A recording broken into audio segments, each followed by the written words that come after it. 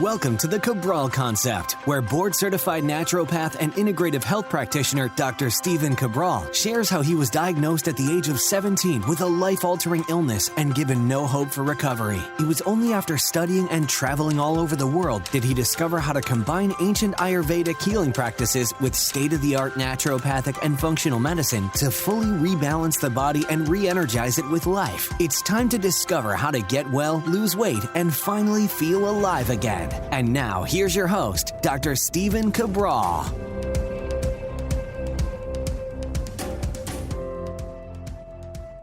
Hey everybody, welcome back to the show. We're here today with another daily Cabral concept. This is our Training Thursday edition of the show, where we are going to be talking, instead of just health and fitness, we're actually going to be talking about the upper daily limit on protein consumption. This is one that I love to talk with people about. I get tons of questions on it. And the reason is that there is no one answer. So if someone gives you this is exactly how much protein you should eat per day, like the US government says, well, men should eat 56 grams per day and women should eat 46 grams per day. And they don't leave, what about, if you're a male and you're 140 pounds and you're a male and you're 240 pounds and neither one is overweight necessarily or underweight, are they supposed to eat 56 grams each day for a male and 46 for a female? That doesn't make a whole lot of sense, right? So what we're going to do is we're actually going to teach you today how to find your own daily protein consumption, and then also tell you, hey, what would the upper limit be where you may start to sacrifice health in the long term? So let's dive into this show. The first thing we want to understand is there's basically three main ways of looking at protein consumption. And why would you want to even care about protein in the first place? Well, protein is really what the body needs in order to survive. And that's because protein is going to have some fat in it, most likely. It's going to have a little bit. It could have a lot, depending on the cut of that particular meat. And even, again, vegan-based proteins, if we look at what's a plant-based protein, well, if you're saying chickpeas and beans and legumes and lentils and dal, well, they're naturally going to have some fat in them either way. And they're also, those forms are going to have carbs as well. But then if we look at, can protein act as a carbohydrate? The answer is yes, it can. So if you're only consuming protein, that's why, especially if it's high amounts, people consume, for the most part, I've done whole shows in this, so I won't chat about it today, but people who consume a lot of protein are not on a keto diet. And that's one of the biggest misnomers, because protein can be broken down from those amino acids and actually used as carbohydrates, as fuel. I've got a whole show on that. Certainly, we can talk about that again in the future if more questions come up. So protein is just simply crucial to the human body. You don't need to overdo it, but it's what allows you to essentially rebuild you. So all of the tissue, when I say tissue, I mean organs and skin and everything else in your body, right? It's going to be built from proteins. So the proteins, whether it be, let's say, lentils or whether it be from fish, those things break down to amino acids, those individual amino acids, whether it's multiple, part of a chain, or individual amino acids like leucine, valine, isoleucine, like we've talked about before, the branched chain amino acids, well, they're going to be helping you recover from workouts or injuries or just, again, your immune system and rebuilding your overall health. And for children, they're obviously helping them to grow. So protein is one of the crucial macros. There's fat, there's carbs, there's protein. But if you can only get one, you'd really want to get protein because it's going to enable you to do so much more. Now, the problem is if you only get protein, it's not healthy. It's not good for the body in the long run. Especially one of those is the kidneys. Again, people will always give pushback on that, but they're very much so. There is, when you only take in lean protein, there can be real health ramifications.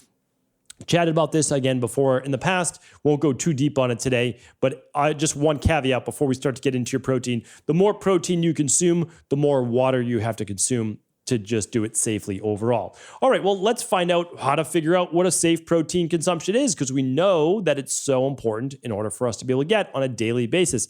Daily being the key. You don't want protein one day and then you go 3 or 4 days without it, and then you put it back in, 3 more days later. So let's look at it. The typical, again, I told you the U.S. government's look, 56 grams for men, 46 for women. That's so arbitrary, right? It's really, really arbitrary. So what we're going to do is we're going to make a little bit more sense of this. So when for most personal trainers or exercise physiologists will know, athletic trainers will know, nutritionists, you look at typically 0.8 grams of protein per kilogram of body weight. And, that starts to get confusing for people, but it doesn't have to be. So let's figure this out right now. So if you weigh, I like to use 160 pounds. Let's use 150 pounds today, right? So let's just do a different number. You weigh 150 pounds. Let's divide that by 2.2. All right. So pounds to kilograms. All right. So that 150 pound person weighs 68 kilos, about 68 kilos. All right. So now we're just going to press the times symbol, right? Times 0.8. And so this 150 pound person is going to need 54 grams of protein per day. That's the minimum, right? The minimum is 0.8 grams per kilogram of body weight. Take your body weight in pounds, divide it by 2.2, multiply by 0.8. There you have it. All right. So that's how you figure that out. That's super easy. I give all of my private wellness clients a much simpler way to do it. And here's what it is. Take your body weight in pounds.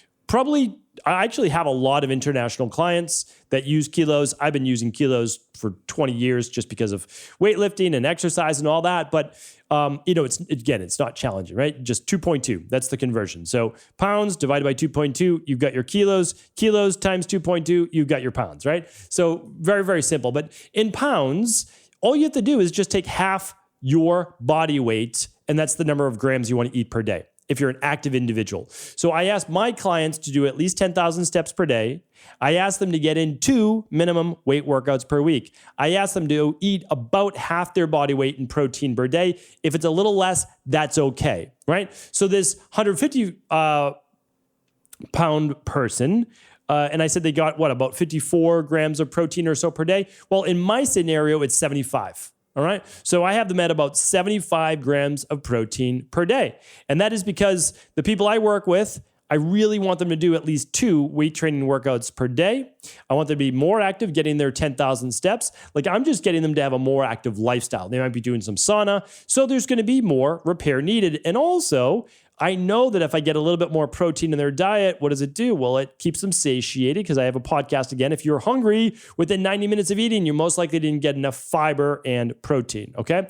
So it stabilizes blood sugar, so important for the body. So all I do is I just up that to half their body weight. Very, very simple. Very, very simple. And that's what I think most people could benefit from. And it's still under the upper limits typically, which I'm going to go over next, okay? So that's another scenario. The next one is this. So we've got the conventional medicine or conventional government, never typically take all of that with a very large grain of salt. Then we get a little bit more technical, 0.8 per gram of kilograms for your body weight, or take 50% of your body weight in pounds if you're active. And if you're not active, well, we want to get you active, and then that'll be absolutely worth it. All right, so the next one is getting even a little bit more scientific and based on longevity principles. So what do? Well, you need to find out how many calories you consume on a daily basis. Let's say that you eat 2,000 calories a day. Okay, great. So 2,000 calories a day, that allows you to maintain your weight. Okay, fantastic. So what do? Well, we take up to, but not more than 20% of those calories for the day from protein. So there is good research. Please don't overlook it. It's important. Again, it really is. I know that it's not the best for the body transformation community, and I understand it. But body transformation, I hope that you're seeing this. And I will do a show on it later because I think it's very, very important, especially for a lot of men who are choosing to use testosterone replacement therapy, steroids, and they are adding more and more muscle and consuming more and more protein and less carbs. You just see all of these, unfortunately, people dying in their mid-50s. And it's not 1 or 2. It is, unfortunately, a very large number. And I don't want to see that because here's the thing.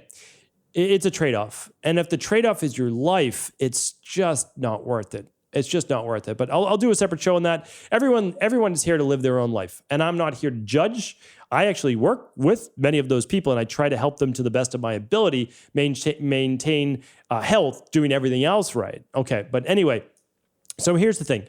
2,000 calories a day, 20% of 2,000 calories is 400. Okay, so 400 divided by the calories in it's basically, if I haven't gone over this before, which I have, it's fat equals 9 calories per gram. Carbohydrates and protein equals 4 calories. Okay. So here's what we're going to do. We're going to say 400 calories divided by 4, easy math, right, is 100 grams of protein per day, right? So this is an even more scientific way of calculating. Now you might say, well, I weigh 150 pounds and I'm using X, Y, Z as the multiple. So I've done a separate show on this, but most people, when you want to find out how many calories you should be eating per day, you want to take a multiple of somewhere between about 10 and 13. Again, elite athletes, people that are hard gainers, they, burn a lot of calories, whatever it might be, they might need a higher multiple. But most people for weight loss can use a multiple around 10. And then most people for weight gain or maintenance can use a multiple of 11, 12, or 13. And, what does that look like? Well, it's just, if you weigh 150 pounds, multiply by 10, right? So that's 1,500. That might be for weight loss. If you're 150 pounds and you want to gain weight, then it would be a multiple of 13, and it'd be just under 2,000 calories. Now, you do that for 2 weeks. If you're still not gaining weight, well, then you'll, of course, increase your multiple, right? So then once you have your multiple, 1,500 calories, all right, so let's say it's 150-pound person. The ideal body weight for them is, let's say, 135. All right, so we have 1,500, and then we're just going to use their ideal body weight as their multiple, which would be 1,350. And so if it's 1,350, which we're starting to get low on calories, I don't really recommend going too much below 1,400 for many, many people. I actually would prefer them to get more active. But if they're not going to get more active, okay, then we might have to decrease a little bit, but increase their micros so their metabolism doesn't go down. Again, I don't want to go too deep in the weeds on this because we're talking about protein today, but happy to do follow-ups on that. So if we multiply for this person, times 0.2, we get 270, we divide it by 4, and we're at about 67.5 grams of protein per day. Definitely doable and possible, but this brings me to my last part of the protein equation. If you are on a low-calorie diet, or you're in a deficit, which means you're taking in less calories than you expend per day. Like the 150-pound person I just showed you, who's only taking in 1,350 calories, well, hopefully they're definitely expending more than that. So what do you do? Well, in this case, instead of using 20% as your total protein, which is the best for longevity, this is where it gets just a little complicated, so stay with me here just for a moment. If you are in a caloric deficit, if you are dieting and you're putting your body in more of a catabolic state, you can take in more of an anabolic food, which is protein. Protein is the anabolic food. It helps rebuild. So in this case, when someone is on one of our weight loss-based plans, maybe it's our Fatlocity plan or something like that. Again, this is all science-based. We will often do a 40-30-30 or a 33 times 3 macro. So in this case, that 1,350 calories, multiply it by 30%, we're at 405. We're back to 100 grams of protein for this individual.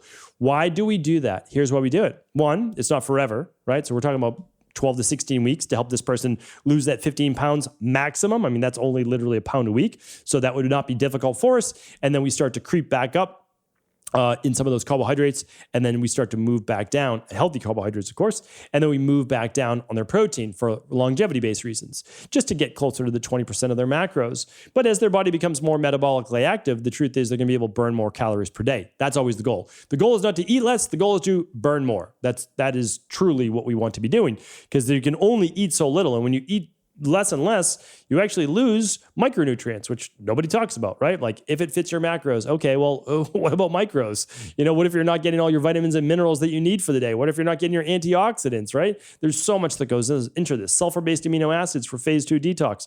Nobody talks about it, right? I know it gets in the weeds, but still important, right? May not be important when you're 26 years old, but certainly important when you're 66, right? Certainly important when you're 46. Like these things matter. So here's the thing. If you're in a caloric deficit, you can take in more of an anabolic protein, which is the protein. That is what we're talking about here today. And that will really enable you to boost your metabolism because protein is far more thermogenic as well, which means that for essentially every 100 calories you take in of protein, you're going to be burning off, there's all sorts of different estimates, but let's just say somewhere around, and again, it's a wild estimate, 30% or so, right? So, and for carbs and fat, you're only burning up about 6 grams or 6 calories out of that 100. So, there's a radical difference in the thermogenic effect of protein. It's more satiating. It's going to help you to not lose as much muscle when dieting. And hopefully you're getting at least 2 weight workouts per week, ideally 3 if you're dieting to keep that muscle mass on. And the bioindividuality, which is the last part to it, is if you're a larger body type, if you're a larger constitution, if you're more of an endomorph, right, rather than a vata, here's the thing. You don't need to consume as much protein. It is easier for you to keep mass on your body. That's just the truth, right? So the person, though, who loses weight more easily, especially muscle mass or bone mass, because they're a thinner body type just genetically, that person needs a little bit more protein, but actually and technically, they really need more carbohydrates. Hard gainers, this is my last point, nobody really needs more than 1 gram per pound of body weight, or at least lean body mass. So if you weigh 180 pounds, you don't really need more than 180 grams of protein per day, even if you're an elite athlete, even if you're a bodybuilder. You really don't. If you're having difficulty gaining weight beyond that point, and this is where I was when I was younger in my 20s, I was trying to get to 200 pounds. I'm only 5'8", so getting up to 200 pounds is and again, on my frame is pretty insane without using steroids or anything like that. So here's the thing. I was able to do it, but I overconsumed protein. I was at 275 to 300 grams of protein a day. Did it work? The answer is yes. And the reason why it worked is because the protein also, though, essentially was used for excess calories and to use as a carbohydrate as well. So I took in a lot of carbs. I took in a lot of protein. I took in a moderate amount of fat. And it did work. There's no doubt about it. I put on a lot of muscle and I lifted very heavy weights and all those things and I had enough volume in there. Like all of those things are important. But the truth is I would have been fine and I would have been much healthier had I taken in, again, 180, 200 grams maximum of protein. And then I used more carbohydrates since I am more of a hard gainer. It would have been easier on my digestive system. I would have had much more energy because protein consumption definitely zaps your energy to a degree because it's harder to break down. And I would have gotten the same results. I really would have. So there's multiple ways to look at this. I just don't want people to go really beyond that 1 gram of protein per pound of body weight, even if they are an elite athlete, even if they are training really hard. Of course, if you're working one-on-one with a sports nutritionist, they can give you guidance for each, again, bio-individual need. But for the most part, most people, like 90%, are going to be fine with half their body weight in grams of protein per day. If you weigh 200 pounds, 100 grams of protein. You weigh 130 pounds, 165 grams of protein per day. Again, you will increase that slightly based on your total calories per day, or it will be based on if you're in a caloric deficit. That will enable you to get the best results possible, keep the muscle mass on your body, which is your metabolism, which boosts your metabolism, while not overdoing it for longevity and health-based principles. Hopefully this was helpful. Let me know what you thought. Leave them right in the comments. I appreciate you. Thank you so much. And if there's any topics you'd like me to do for follow-ups, feel free to leave them in those comments as well. Take care, everyone. Did you know that the body really only becomes sick or imbalanced in only 2 ways? Over time, you become deficient in vital nutrients, and you also accumulate toxins internally and from the environment.